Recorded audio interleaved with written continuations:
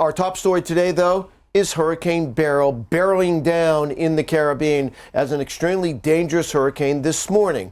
All right, the latest on the powerful storm, it is moving now just about 30 miles north of the island of Tobago, and it's moving towards St. Vincent and the Grenadines, as well as Grenada, and it is strengthening a little bit. And it is. AccuWeather was more than 24 hours ahead of all other known sources in producing that eye path, which was beating out the National Hurricane Center. And that's a potentially life-saving forecast for the track map of Beryl, which conveys the storm becoming a hurricane impacting the Caribbean this week. And that's part of our goal to help keep you safer and provide you the most advanced notice so that you can make the best decisions for you and your family. This storm, though, like you said, major hurricane, very powerful still, and will have more impacts beyond just the next few hours. There's the view from Aruba at this point in time. It is quite quiet, and they will miss out on the worst of this storm. It goes to the north.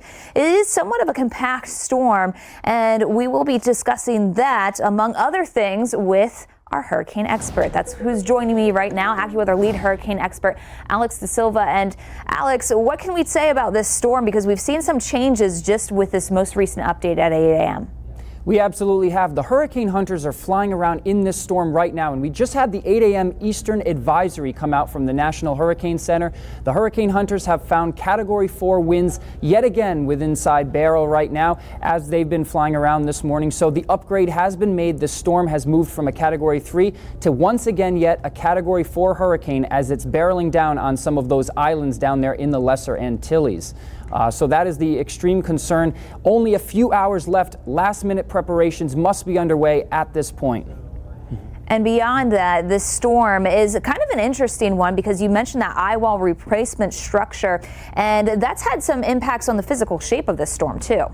It certainly has. These very powerful hurricanes undergo what we call an eye wall replacement cycle. So essentially a new eye wall will actually form outside of the main eye wall, and essentially then it will choke the inner eye wall out. And temporarily you'll get some weakening in the storm, and that's what we saw. Yesterday this was a Category 4. Overnight it became a Category 3 during that eye wall replacement cycle. Now that eye wall replacement cycle has been completed, we typically see a bigger eye wall. The winds expand outwards. As you can see on this graphic here, the rain shield has expanded outward now that the eye wall replacement cycle has been completed, and also the winds are starting to come back up. This is back to a Category 4 hurricane right now, getting ready to cross the islands here in the next couple of hours. And then it'll work its way through the Caribbean. And once it gets into the middle of the Caribbean, there's still some question marks with the actual track of this. So the eye path officially taking it towards the Yucatan. But at this point, there's more dependent with this storm. And that includes what's going to be over the U.S. at that time.